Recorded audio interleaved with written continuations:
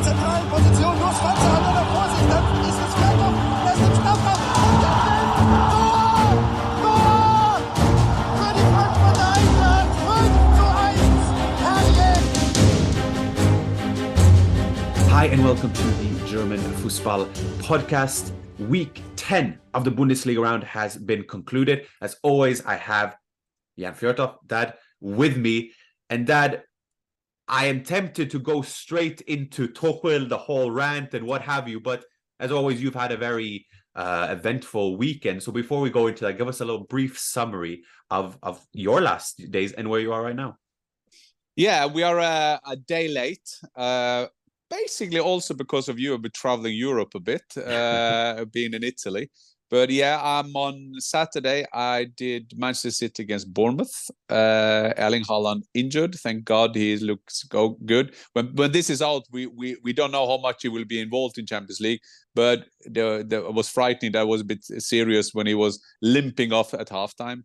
But still, he's okay. That's good. Also, another Norwegian, Martin Ødegaard, is struggling with his injury as well. So we don't have an update because we are doing this on a Tuesday before the first round of the Champions League. And then on Sunday, Marcus, I was involved in the terms of media, the most amazing game I've ever seen in my life. I mean, Chelsea at Tottenham, Pochettino coming back, Postecoglou, VAR, disallowed goals. I think I counted 5. I tried to follow everything that happened on the pitch because I'm sitting there thinking strategy afterwards. Who will I get? Which questions and so. But there was things happening all the time. And then when it was 11 against 9, Postecoglou then managed to have a high line. I've never seen that anything in my whole life. I asked Pochettino because I got Vicario first from Tottenham, who had a fantastic game as a sweeper for them. I asked Pochettino. That was my first question. It took some time before you understood that high line. Pochettino wasn't that.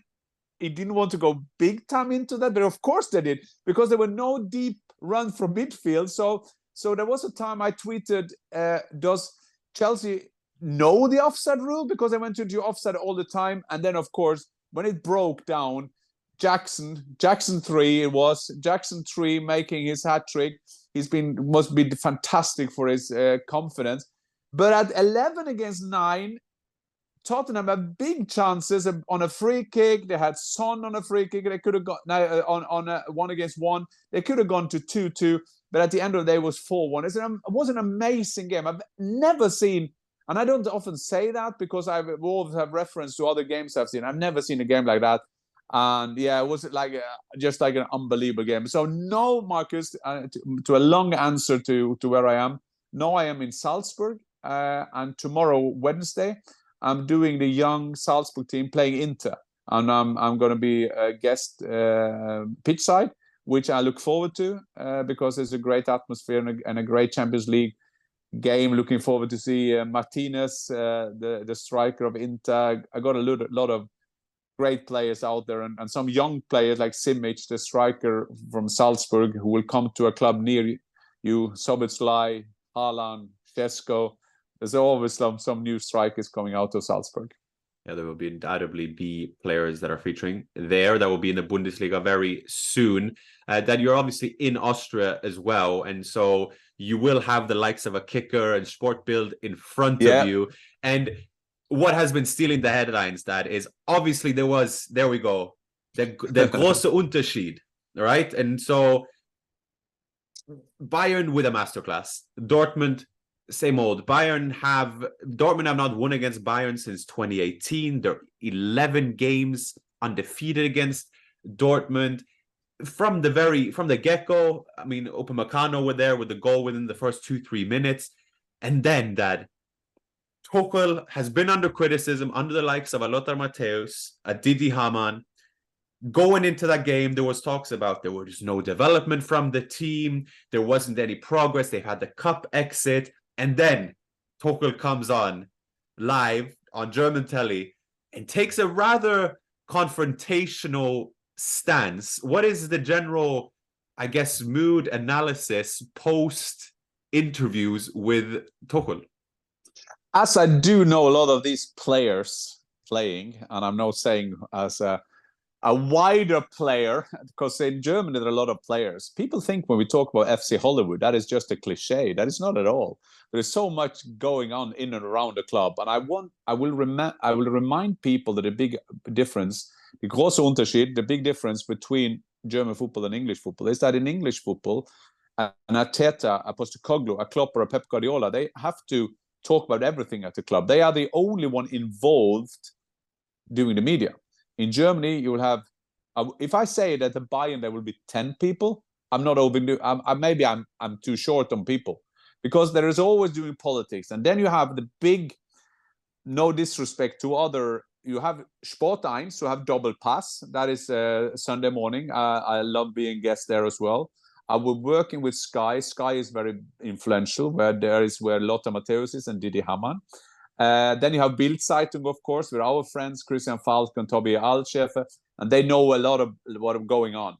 And then they have some spies in the Bayern camp, and people think I say that for fun. No, they have spies in the camp. I played in Germany. I know all about spies in the dressing room.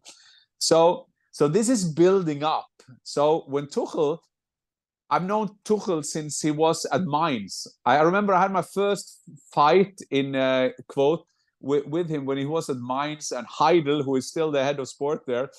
There was something we said in the Topspiel. And why do I tell you this? Because same people involved now. You have Sebastian Hellmann. I just give you all the roles here. He is the host. So you saw Sebastian Hellmann. Thomas Tuchel comes over to him. That is normally just like a normal interview. You won 4-0. But the whole week, Thomas Tuchel is kind of building up this thing against Didi Hamann and Harry Kane. And that is typical in Germany. I'm a bit part of it. I'm not a big player, but I'm a part of it. Remember, I was the first one who said that Oliver Kahn was to be fired, because I knew that, because I had sources saying that. And then the whole empire went on me. So I know what it's all about. And then I'll be invited to these shows, and I will sit there and talk about it. And also with Erling Haaland, as you know, I knew a lot of things there. And so I could have good analysis on that. And then Salihamidzic was mad at me. Why do I tell you that? Not to put me in the story, but I'm just trying to understand what's going on of all this soap opera outside the football pitch. So then you have Thomas Tuchel, who is the Bayern coach. So if Bayern wins, but they're not winning convincingly, that is not good enough. Bayern got to win convincingly every game. First of all, they have to win games. They have to be entertaining. They had to play Müller. Thomas Müller always got to play. That is now it's Kimmich. Now it's Kimmich is not playing all the time. So that is kind of building up to something. So what is Thomas Tuchel doing at this time? Yeah, he is then in a power battle at Bayern, because he wants to decide. He wants to be a part of the decision making of new players. So there's been this Uli Hoeneß Thomas Tuchel thing. So they had a Friedensgipfel. So they were smoking the peace pipe. So they were sitting together. So that was sorted. Okay, Lothar is a very good pundit. I've worked with him for 2 years with Sebastian Hellmann in Topspiel. This was the Topspiel in Germany. So we know everything, Marcus. You can't believe, and I told you that before, Sebastian Hellmann is a host of the program, but what he doesn't know about German football, nobody knows. He's so connected to people.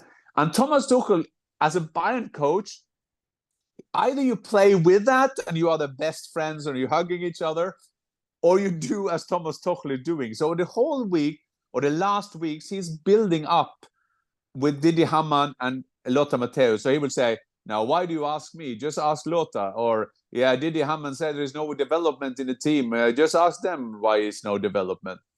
Okay, fair enough. He is a stubborn guy, Thomas Tuchel.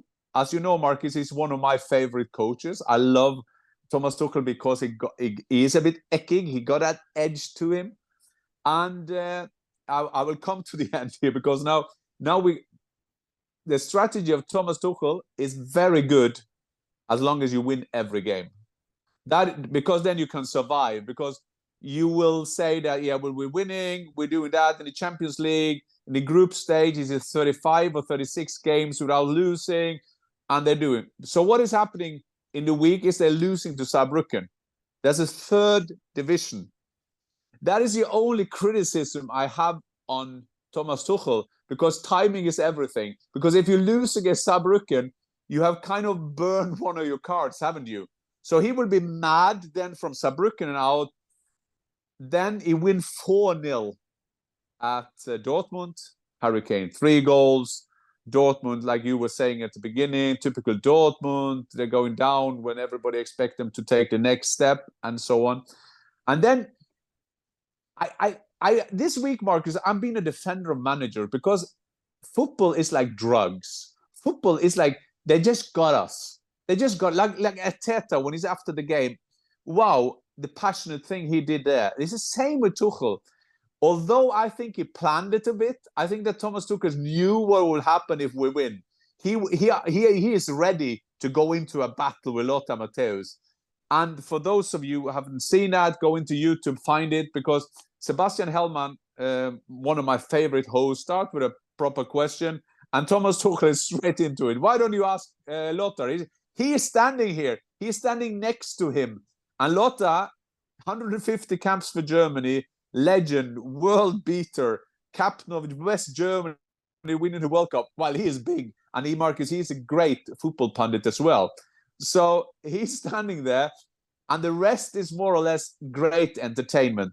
And before you can ask a question, Marcus, I'm just saying, I don't care. I love this. This is sportainment. This is sport. This is entertainment. They are delivering. Alfred Draxler, who is a guy who is an experienced guy in Bild Zeitung, he was writing today, and I tweeted that if people want to see on the timeline what he's writing in German. He says this is a part of the right holders love this. Sky would kind of love it. Thomas Tuchel, the whole team would say, "Well done, coach. Oh, good that you are so good for us," and so on and so on. And the thing is that I think that is nothing wrong with that. And I also think that for Lothar Matthäus, this is not so bad, Marcus. I've been in the same position where Rudy Fuller called us a Muppet Show. I saw it. That was my breakthrough as a German pundit, because they care. And when Thomas Tuchel have a go at Lothar, somehow that rises his status as well. You mentioned there being part of the sportainment, and is in reference to the article that you were referring to. I mentioned about the circus. You're involved in this circus, right? And so on. Could you argue then, on the other hand, that Tuchel has to accept that he is part of this sportainment, the circus, in which there will be pundits. That is the narrative that will be drawn, especially around Bayern, around FC Hollywood. There will always be that chatter, that talk.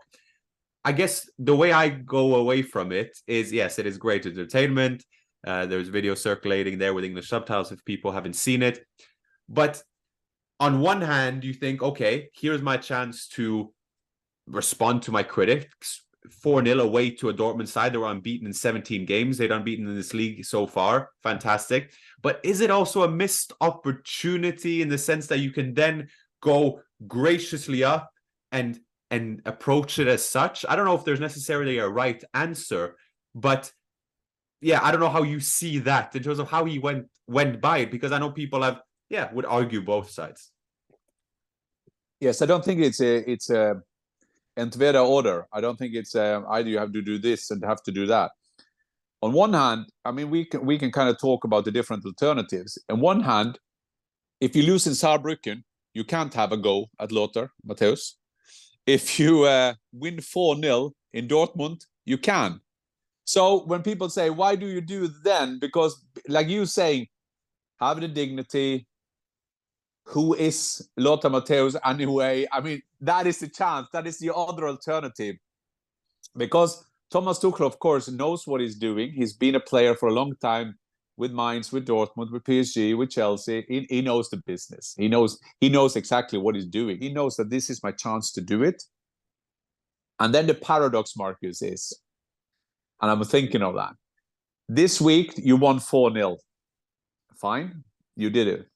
If you lose the next game, what he did last week, it was bad. If he wins the last game, he kind of build up his credit. This week, in all the papers, in Germany, the media, the whole gang of leaders at Bayern says that they support him. But we know the business. We know that if Tuchel gets problem, then suddenly this will be a problem for Bayern. So this is this playing forward and back. Today, Sebastian Hellman will talk about his friends. Lothar will talk about his friends. He will have people inside Bayern who will say, why did Tuchel do that? Then other ones inside would say, well done. Have a go at Sky. We don't want to send any guests there for a while. Bild side would do their thing. So it's a hate-love business. And you know what, Marcus? I fucking love it. I think this is how we're gonna do it. Yes, should there be analysis? Should you play with 2 number 6? Should you play a number 8? Should you have a number 10? Yes, that should be a part of a show. But a football show, this is for me sportainment. This is what we need in and around. This makes people like us be interesting to it. This make the fans think someone will support Lothar. He is right. Thomas Tuchel hasn't done the job. He knocked out, or he was just lucky that Dortmund gave him the championship. They didn't do well in the Champions League, and so on and so on. Thomas Tuchel knows what he's doing. Thomas Tuchel also knows that he will be fired at one time. He will be fired at Bayern. Will it be 1 year, 2 years, 3 years? Nobody knows. But that is the part of the business. And if you can't take the heat, get the fuck out of the kitchen. So to conclude, there are only winners in this case, in the sense that in the grand spiel there are of only sport winners. entertainment. There is only winners, but to have that play, to have that soap opera, you have some losers, but the losers can in 2-3 weeks' time be the winners. Mm-hmm. So if I use my position, when everybody said I was stupid saying that Oliver Kahn will lose his job, people say, no, he has no clue. He will never be fired. I was a loser. When he was fired, I was a winner, because then I knew that. I knew that would happen. And that is just a part of it. That's why I love German football. I love English football and German football. We do both. Marcus do that. But they got certain thing to their game, and this is what I love about German football, because there's so many players involved in this soap opera in and around the club. So people, to conclude it, when people are talking about FC Hollywood, that is not a cliche. That is real stuff. Live on our screens, FC Hollywood. Yeah, quality production as always, and another quality production. You need the product that is on the pitch, right? And so when we come to the Dortmund Bayern game, there's only one word to say, and it's Kane. Hat-trick now, a third hat-trick in 10 Bundesliga games. He has the best start ever in Bayern history, equal with none other than Gerd Müller. Not a bad record to equal. Scored back-to-back Bundesliga hat-tricks, 17 goals in 14 games across all competitions. I mean, incredible. And if it is someone who is going to prove the experts wrong from a Tuchel standpoint, surely Harry Kane has to be a part of it. But it was a Bayern that were just entirely dominant from the get-go, weren't they, Dad? Yes, they were, and they were good at counterattacks. They were fantastic at counterattacks, which surprised a lot of people, because I think that Bayern, with a big club, they should run the game all the time. They don't do that. They're clever. Tuchel is clever. The best coaches of the world, Pep Guardiola as well. People talk about the tiki-taka. That is, for me, just lazy punditry. Because if you see Tuchel, sometimes, and Pep Guardiola as well, sometimes he do the long ball, sometimes he plays counter-attacks.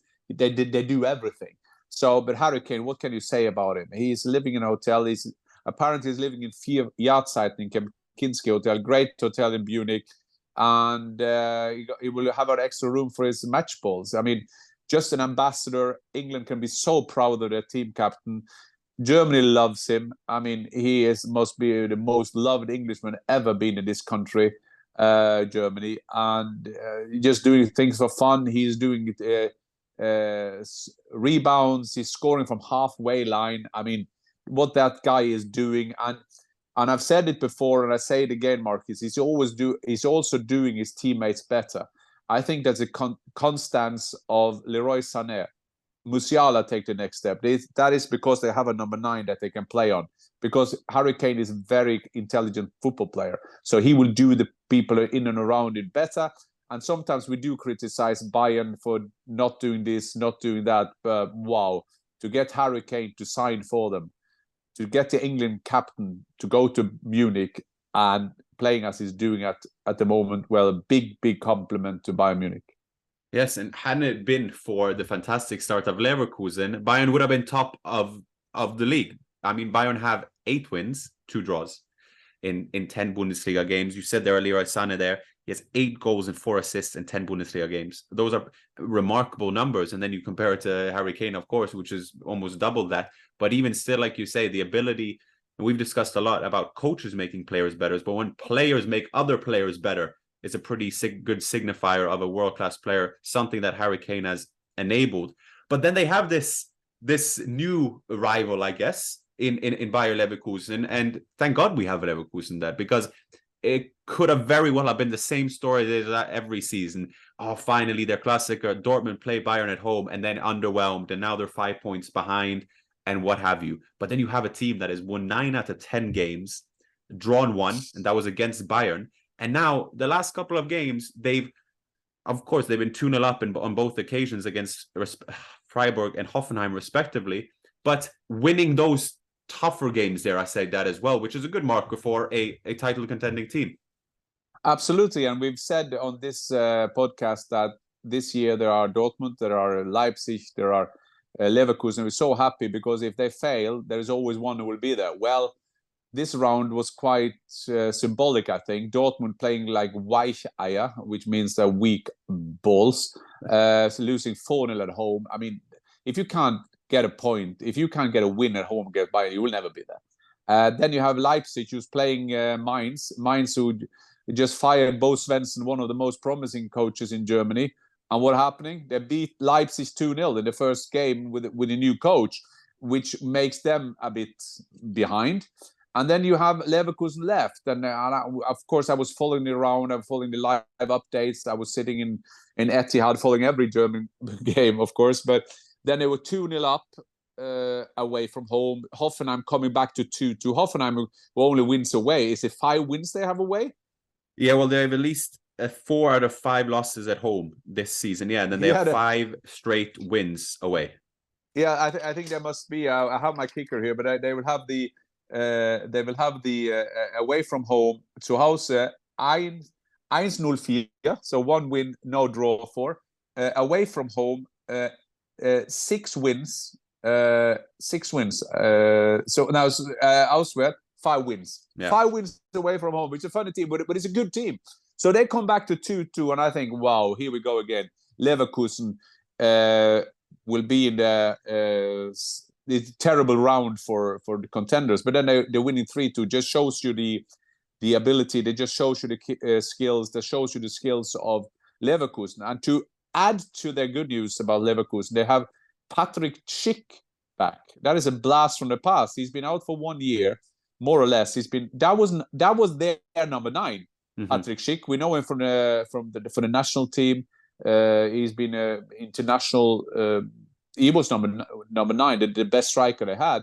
So they got Boniface, and I read a good article in Sportbild, I think, where they said how they could play together. He could be like a new player for them. He played 30 minutes in the Karabakh game, and then he got some minutes in the Bundesliga just to get him into the play. And he could end up being with Boniface and him playing also together. And mind you, for a lot of the clubs like Leverkusen, Boniface will go to the Africa Cup in January. So then you need a striker. So that is very good news for Leverkusen, and a great win for them away from home. Yes, and we'll get into the two-man goal scorer, so to speak, from left back / left wing back in Grimaldo, who I'll give a little special shout out to very soon. I'd like to just touch upon, obviously you mentioned there that Mainz beat Leipzig, and Mainz hadn't won 14 matches and what have you. We have to mention Eintracht because Eintracht is our club, Dad. And I also want to say that, yes, Eintracht are now in 7th, but they're only 4 points behind Dortmund, right? So now there's an interesting development showing in which Eintracht are on the up. Omar Marmoush, who has already beat his best Bundesliga tally in his career. He's now 6 goals to his name. Eintracht have won 5 in 6 games in all competition. Yeah, it's very promising, and we've discussed it before, but the foundations that are set in place, and against Union Berlin that I'm getting very worried for at this point, because it is tough when you are in that deep of a rut, and whether you can have some, I'm sure you've had some experience as a player, but also as a sporting director, in which those ruts and trying to get out of it, where do you start?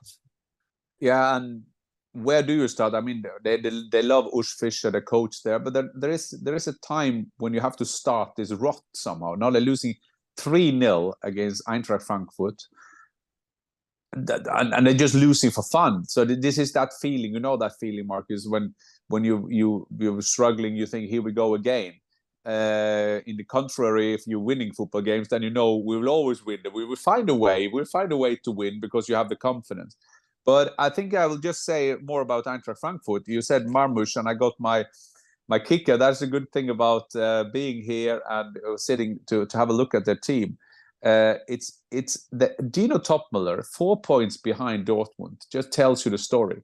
Just in calm. First, they said they can't score goals, but they kind of didn't let in goals. So you have Pacho.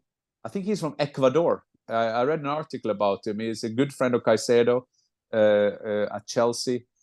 He came from Royal Antwerpen. Gladbach tried to get him.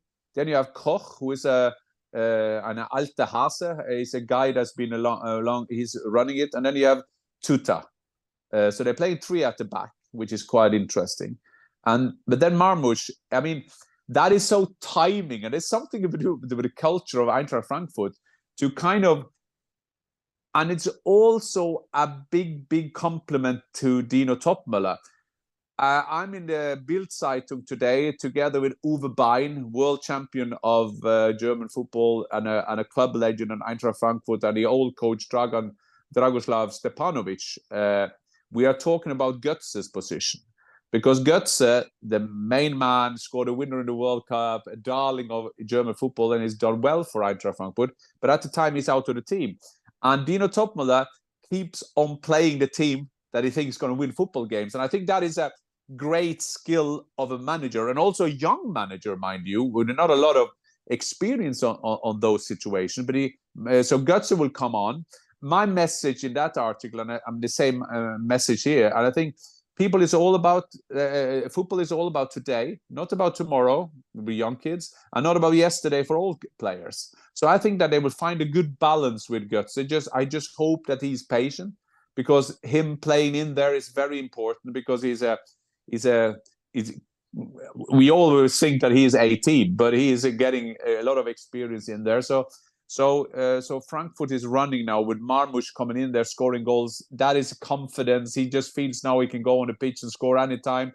We were so worried about Muani going out. We thought that we had to wait till January to see a good replacement for him. I do think that Eintracht Frankfurt will go for another striker in the January window, but still great days for Eintracht Frankfurt, and winning 3-0 at Union Berlin. That is a statement. Oh, is Union Berlin bad? Yes.